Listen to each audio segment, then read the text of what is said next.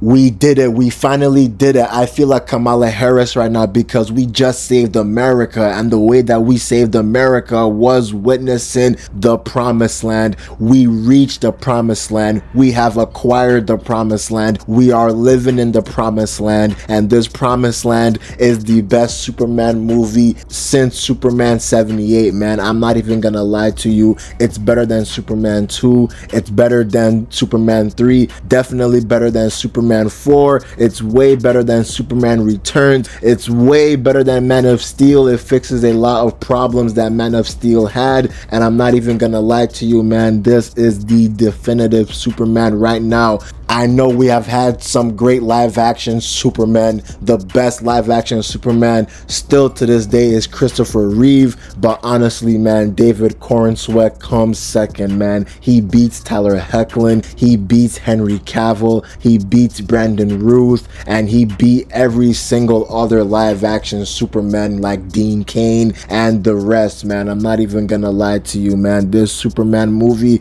it's not the best Superman product ever because it does have one problem that I really could not overlook, and this problem actually prevented this movie from becoming a 10 out of 10. So right now we are actually at either a 9 out of 10 or an 8.8 out of 10, man. But still, those numbers, they still hold up in court. Those numbers can still be shown to a job interviewer, and this job interviewer is going to be very ecstatic and excited seeing that Superman is 9 out of 10 or 8.8 out of 10, man. I can't even lie to you. This movie is actually the DCAU, DC animation as a whole, and DC Comics come to life, because this entire universe so far is so fleshed out, man. It really feels as if there are so many superheroes and supervillains that nobody really even bats an eye. It really feels like the JSA were a big superhero team before the Justice Gang and before the Justice League eventually. It really seems that even before the JSA, we had Jonah Hex, we had All-Star Squadron, we had so much lore from the DC universe, man. It really seems that James Gunn did actually read some comics. It feels like James Gunn really knows that even though Superman is the Superman, he is the superhero for our modern generation. And we have to also realize that Superman, when he actually debuted in the comics, he did not debut by himself. He actually debuted alongside a lot of other superheroes like Batman, Wonder Woman, The Flash. Hell, even Martian Manhunter was a secret superhero before seeing the baby Kal-El. Martian Manhunter became a silent superhero before Superman did. So I don't really know what the criticism is when people are saying that, oh, it feels like Superman isn't the most important superhero right now. It feels like Superman isn't the main superhero right now. Well, obviously this is his third year as a superhero of Metropolis. A lot of people already love Superman. It's just that in this universe so far, a lot of people do like Superman, but Lex Luthor has been manipulating how people are going to react to Superman later in the movie. So I do not understand that criticism that people are saying. This universe really is reflecting the post-crisis DC universe, because that post-crisis universe was lived in before Superman's debut in Metropolis. So eventually Superman is going to become the hero of Metropolis, especially when a lot of the citizens are seeing what Superman is doing, and a lot of the citizens are actually resonating that Superman is trying to save people. Now let me actually emphasize on the save people, because Superman saved so many people in this movie, man. This is the Superman we needed to see. This is not the Superman when he's fighting General Zod and then Zod now pushes a big tanker truck at Superman. Superman is just mogging Zod, and he now flies above the tanker truck, causing a lot of explosion, man. Because in this movie we see Superman is saving a lot of people. We're not seeing Superman just scowl when an entire courtroom has blown up. Remember, Superman has the speed of light. He can instantly save these people, and I know Henry Cavill Superman has saved a lot of people in his movies, but there were a lot of particular scenes that really made me scratch my head, because that Superman was not about being optimistic or being hopeful. He even said that there's no good in this world, but this Superman is all about preserving life. This Superman is all about protecting life. It doesn't matter if you're a human, it doesn't matter if you're a woman, it doesn't matter if you're a man, it doesn't matter if you're an animal, it doesn't matter if you're a squirrel, it doesn't matter if you're his dog, it doesn't matter if you're not his dog and you're just some random dog that is just wandering near danger. This Superman is going to save you. And I really like how they made Superman so passionate about his mission. He wants to do good in his message that he was given to by his parents Jor-El and Lara. He strives to be good based on their message, and unfortunately that message, it really made me mad in my honest opinion. I did not like how this message is currently, but let me actually talk a little bit about the plot. In the beginning of the movie, we are put right into the action, and we see that Superman has been fighting the Hammer of Baravia and the Engineer, and this fight has reached the Fortress of Solitude, man. Superman got his ass beat. So then when we now see that Crypto scene where Crypto is just being a dog and he just jumping on Superman, and Superman is trying to tell Crypto, no, just take me to the fortress. We see Crypto bring Superman to the fortress. Superman has had a lot of broken bones, a lot of broken arteries. We see that he got his ass whooped. So now the robots are bringing this huge sunbeam so that Superman can heal up and Superman can go back into action. Even though he is just 80-something% ready, Superman still says, I have to go back to the fray. So then he now flies back into the fray. He flies back, and we see that this entire fight is being watched and manipulated by Lex Luthor, man. And Lex Luthor in this movie is the biggest hater I have seen. I think Reverse Flash is going to be scared because he is seeing another hater that is probably even more hateful than Reverse Flash himself, because Lex Luthor is manipulating this entire movie, man. And when we see Superman take on the Hammer of Baravia, honestly, the first couple of moments in this movie, the CGI did look a little bit wonky, but the CGI problem was later fixed right after this fight, because when we see Superman taking on the Hammer of Baravia and Superman is getting his ass whooped inside Metropolis, the Engineer tells Luthor that she sees where the Fortress of Solitude is located at, but the fortress is sinking down to the ground. Luthor tells Engineer, it's okay, we did what we set out to do. Come back to base because we are going to come back to this location at a later date. So after the fight with the Hammer of Baravia, we see that Superman got his ass whooped again, man, and the civilians actually taking care of Superman, because Superman has been taking care of the civilians, really spoke to me, man. It really is showing that this movie is resembling like the Raimi Spider-Man movies, because remember in Spider-Man 2, when Spider-Man was taking on Dr. Octopus, Spider-Man was actually helped up by the civilians after he stopped that train. So we're seeing that the civilians right now in Metropolis really like Superman. But after we see this, we see that Lex Luthor has been doing a big hate campaign. He has been doing a lot of things just to get under Superman's skin. And one of the main things that Luthor was doing was spreading a lot of lies and propaganda. But so far, it wasn't really going to his favor, even though he is putting some money in the pockets of the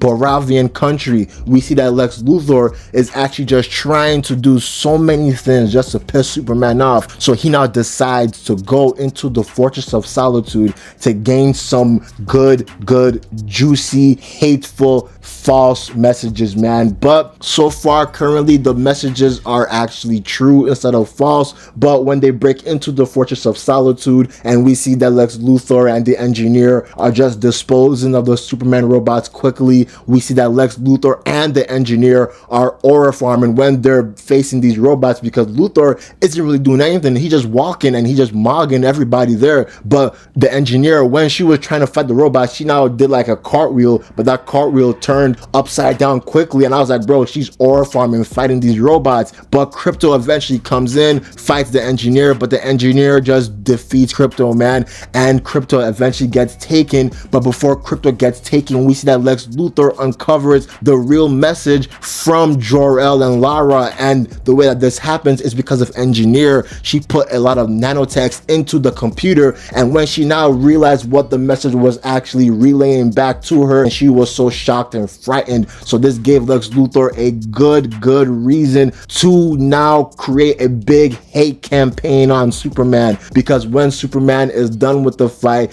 and we see that Superman, he is actually just having a hard time right now, but he's trying to make the best of it. He goes back to work, he hangs out with Jimmy, and Jimmy in this movie, I don't know why people were saying that Jimmy didn't do anything. Jimmy did some things in this movie. Jimmy was actually feeling like he was Jimmy Olsen because he was useful in this movie, and his relationship with Clark, I know, wasn't really fleshed out in this movie, so I hope that they flesh out Superman's relationship with Jimmy Olsen the same way they did with Lois Lane in this movie, in the sequel. But I liked how Jimmy was portrayed, man. But one thing that I actually agree with some critics is that they felt that the other members of the Daily Planet did not feel fleshed out, like Ron Troop, like Steve Lombard, and the other people in the Daily Planet. Even Perry White did not really feel fleshed out. They felt one note, honestly. That's because they didn't really have much to do, but I wish that they would actually flesh out their roles in the sequels. But when we're talking about this scene, we see that Superman, he is just overhearing Jimmy Olsen and Lois Lane slander the Hammer of Baravia's fight, and Superman is trying to tell them that no, that's not what happened. Superman didn't get his ass whooped like that. But then after we see this scene, we see that the news keep on piling from Lex Luthor. Lex Luthor is manufacturing so much hate against Superman's way. So after this scene, we now look at the infamous Lois and Clark argument scene that everyone was just yapping about. The Snyder fans were just yapping about this scene. Them niggas were retarded, because this scene is actually really, really good, because Superman right now, he is just trying to convey to the world that he is a good person. He is trying to do good things. The reason why he went to the other country just so that he can stop that war is because he just wants to save people. People were going to die, and even though he did get emotional with Lois and he did raise his voice with Lois, that's because he's just so passionate about saving people. That's just because he really wants to save people. He wants to preserve lives and to protect lives. But unfortunately, this conversation has turned into a debate, and this debate has turned into an argument, so this causes the relationship to be fractured a bit. It's not because Lois is evil or is weird, it's just because Lois, her job integrity is so good that she really will get the truth, even if it means pushing these boundaries and pushing these lies. So they really made Lois Lane's character so good. Lois Lane really felt like she's actually Lois Lane, because she will get to the truth no matter how. She will actually scrape, scratch, claw just to get to the truth, even if it means, you know, arguing with your significant other about the facts or the morality about that significant other's actions. So we see that Superman, after this, you know, he's kind of distraught after the argument, so he now leaves, and Lois now mutters something under her breath by saying that she really didn't think that relationship could work. So Superman leaves. But bro, after this, we see that Lex Luthor is manipulating something again. Lex actually put that baby kaiju in the middle of the night because he had his people from Luthor Corp plant that baby kaiju there, so then eventually the baby kaiju will grow and grow and grow and become massive and just destroying the city, causing a much needed distraction for what's going to happen later, because this baby kaiju was coincidentally put at the heart of the city, so a lot of people is going to see this moment. So when we now see Superman and the Justice Gang, that includes Guy Gardner, Mr. Terrific, and Hawkgirl, they're trying to stop this kaiju. I really love the characteristics that they made Superman have in this movie, and that's to preserve any and every life, because Superman was just trying to incapacitate the kaiju so that they could study the kaiju more and they can actually protect the life of this kaiju. But the Justice Gang, remember, they are actually influenced by Maxwell Lord.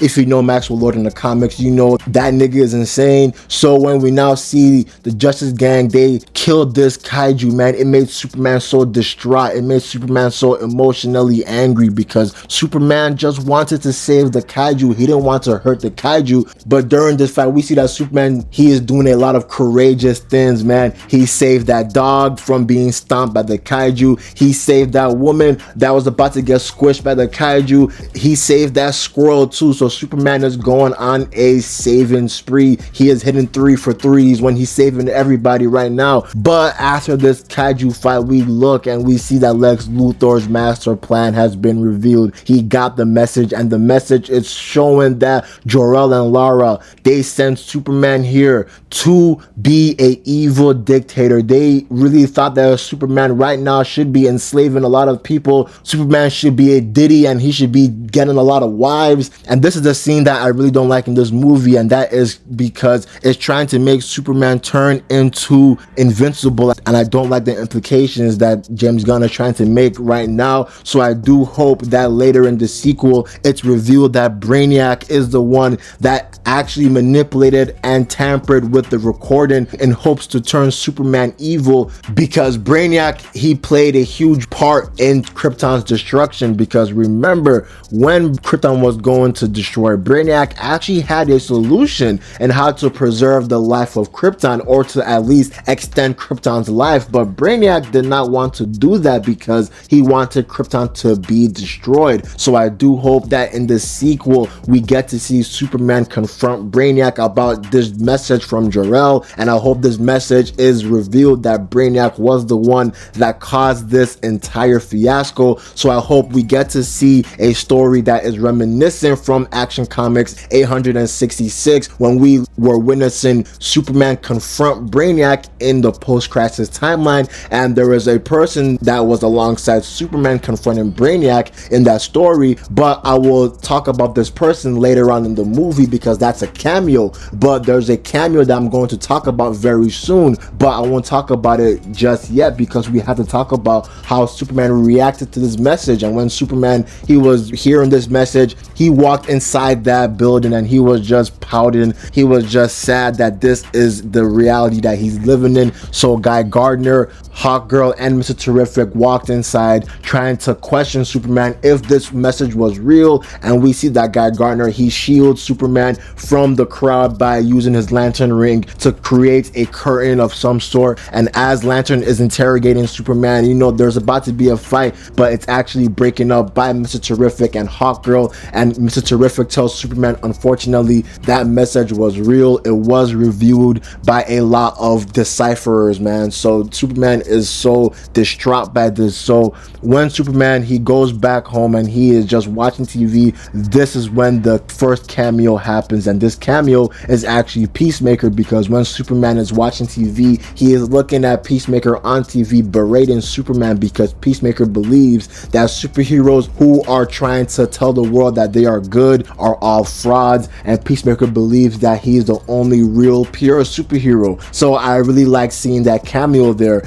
And when we now are looking at the background, I don't think it's Solaris, but I do think it's Solaris, but we'll have to see later on. But Superman and Lois were embracing and they hugged each other because Superman tells Lois that he's going to turn himself into Lex Luthor. Lois doesn't want that, and she's asking Superman, aren't you going to help your friends out there? Superman says, well, I have to turn myself in. So when Superman turns himself in, Lex Luthor, being the biggest hater that he is, he relishes this moment. So he now has the Ultraman and the engineer fly him down to Baravia, because inside Baravia there is a secret pocket dimensional portal, man, and they now throw Superman inside the pocket dimension. And when Superman is inside the pocket dimension, we see two things. We see a great debut for Metamorpho, and we see a great villainous act from Lex Luthor, man, because Lex Luthor, he brings Superman inside this pod where Metamorpho is at, and Metamorpho is instructed to use his powers to create kryptonite, and he is basically a pawn to Lex Luthor. It seems that Lex Luthor has been capturing a lot of people. He even captured an ex just because she declined him. Lex Luthor is a weirdo in this movie, man, and when he is here, man, he is threatening Metamorpho to do something heinous to his baby. This Lex Luthor is pure evil, and I love it, man. It's just so good to see a evil Lex Luthor that's competent, man. But this Lex Luthor does something unthinkable. Remember that human that lifted Superman up earlier in the movie? Lex Luthor brings that human here, and he is telling Superman that he's going to kill this human in front of him. He's playing Russian roulette with this human, and he now shoots that human in front of Superman. And Superman, he is so distraught Meanwhile, Superman, he is weakened by kryptonite, but he screams out in agony. And as this happens, Metamorpho, he is thinking to himself that, whoa, I just fucked up, man. I should not be with this nigga Lex Luthor. But at this point, it's already too late because Luthor has left this area, and Superman is trying to convince Metamorpho, please let me out. I will help out your son. Please let me out. Then Metamorpho eventually agrees. But when this happens, we see that Superman is not healed instantly because there is no yellow sun. So Metamorpho, he thinks quickly and he uses a lot of chemical reactions like hydrogen and a lot of other chemical reactions so that he can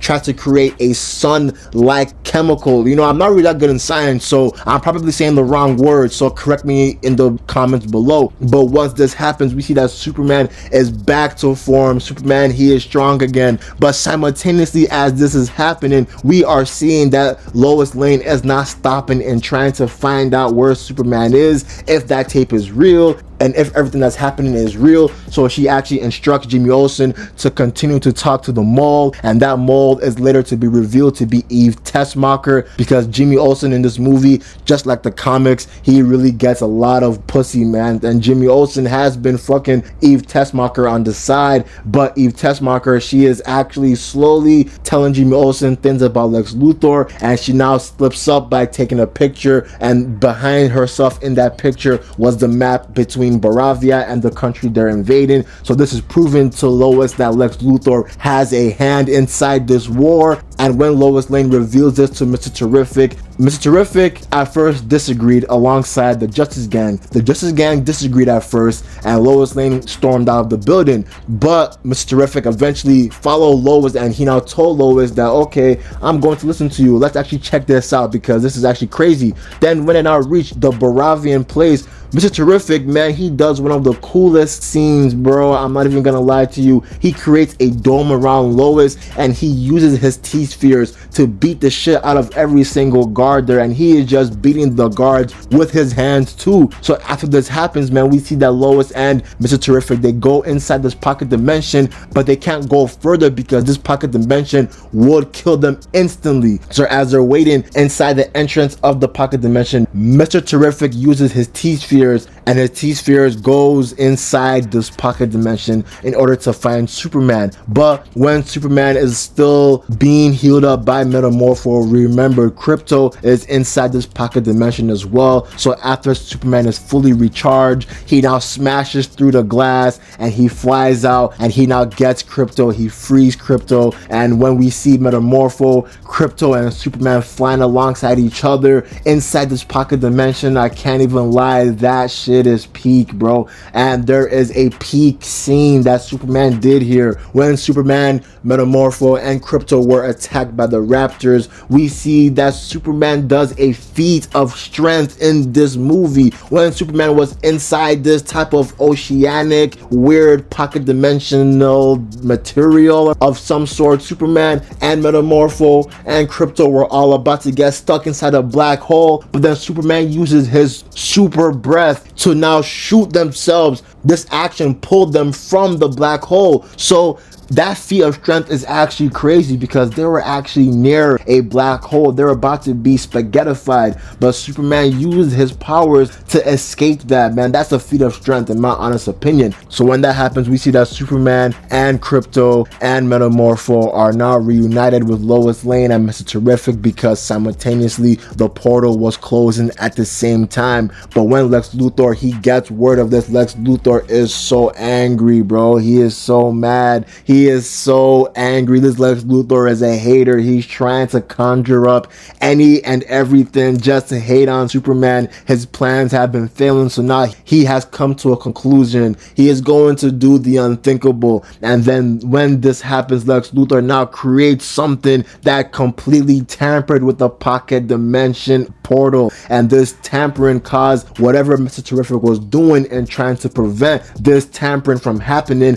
It just botched everything, and now the pocket dimensional entrance has split in two and is causing a huge crater inside the earth, and is causing the earth to be engulfed inside the pocket dimension. So now as this is happening, everyone in Metropolis is evacuating. The Justice Gang are actually finally coming to a realization that people do actually love Superman. People do actually love a hero like Superman, because simultaneously Lex Luthor has given the word for the Baravian minister, so that the Baravian minister can launch an all-out assault and an all-out war on the other country, man. So Lex Luthor has been the main person that has been manipulating this entire Baravian war. So we have to also know that the Hammer of Baravia is actually Ultraman, and thank God they did a decision that I love, because I actually was scared that Ultraman was going to be Ultraman from Earth 3. Thank God he's not, because he's actually closer to an adaptation of Bizarro, because Lex Luthor reveals to Superman later on that this clone, this person you're fighting,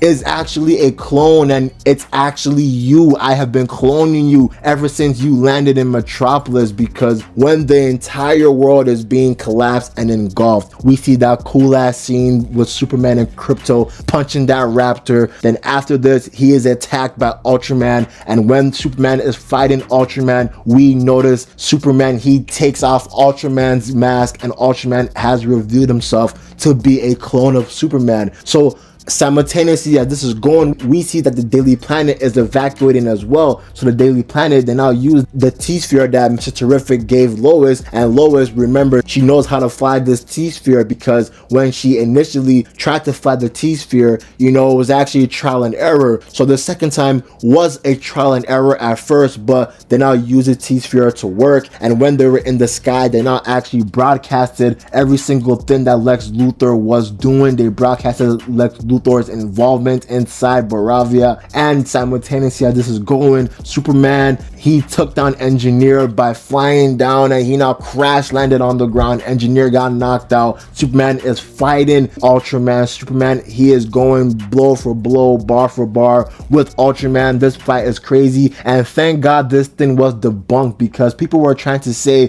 that Superman got those scars around his eyes from using his own heat vision. Thank God that's not the case, because Superman actually got these scars because of Ultraman. When Ultraman heat visioned Superman's eyes, remember, this is reminiscent of the DCAU Superman the animated series, when we see that Superman is taking on the prototype, and the prototype uses his prototype suit to blast Superman in the eyes, causing Superman to be blind, and that blindness caused Superman to have rings around his eyes. So thank God James Gunn paid homage to that, and that's not the only thing that James Gunn paid homage to from the DCAU universe, because remember that episode when the Question tried to interrogate Lex Luthor but got his ass beat? Yep, James Gunn actually adapted that one too, because later in the movie, after Superman defeated Ultraman, we see that Superman is confronting Lex Luthor, and Lex Luthor reveals to Superman that he manipulated everything. He was the one that caused this fake war. He was the one that manipulated the Baravian minister to attack that other country. He's the one that manipulated every single thing, even though so far currently that Jor-El message is still true, but Lex Luthor was the one that came into his house and he kidnapped Krypto, and he now brought that Jor-El message to everyone just so that he could ruin Superman's life, just so that he can piss Superman off. And that is the exact same motive, the exact same characteristic that the DCAU Lex Luthor had in Justice League Unlimited, man. Thank God that James Gunn actually adapted that. I love when Lex Luthor is just so obsessed with Superman that he will go to great lengths just to destroy Superman's character, man. So after this, a funny scene, but I kind of thought that it was actually unnecessary when we see that Krypto took down Lex Luthor, but it makes sense because Superman is not going to punch Lex. But there is a scene that's kind of controversial where we see Superman defeating Ultraman because Superman used a black hole to throw Ultraman in. Now, I know people are probably going to say that Superman killed Ultraman. Well, you have to think of it like this. When Superman faced Doomsday, right, and they both killed each other, Doomsday is a being that was manufactured in a lab, so technically it's not alive, and technically you can't compare Bizarro and Doomsday to animals and a human and a Kryptonian, because those guys were born, while Doomsday and Superboy and Bizarro were actually born in a lab. So I know it may sound like a double standard, but it's not really, because Ultraman is just a clone, you know, he just a clone that probably just got created like a week ago or like a month ago or 2 months ago or something like that. So yeah, that happened in the movie, but ultimately, man, after Lex Luthor was defeated, he got taken to jail. We see that the Justice Gang are actually really admiring Superman, because Superman actually is invoking hope with everyone. The Justice Gang helped to stop the Baravian War. Guy Gardner aura farmed, and his aura farming was so good. Hawkgirl actually took down, and I think she killed the Baravian Prime Minister, and everyone was just aura farming, man. This movie was an aura farm sensational special, but the aura farming was good because alongside it was a great story. And I really loved how Ma and Pa Kent, they rallied Superman to fight the good fight. Ma Kent was such an endearing Ma Kent, and John Kent was a good John Kent, man, way better than the previous Ma and Pa Kents, man. But bro, I can't lie to you, man, I can't really complain about this movie. The only thing that I really complain about is the Jor-El origin so far currently, and some jokes that they did not really land, in my honest opinion. Some jokes could have been cut out, while most of them were really funny. But other than that, other than those two criticisms, this movie is near perfect. It is a 9 out of 10 or an 8.8 out of 10, man. We have reached the promised land. We have reached an adaptation that is really showcasing the DC universe. And the second cameo I'm gonna talk about is Supergirl, because she comes at the end of the movie. Her suit is actually fire, bro, because it literally has the same fabric that David's suit has,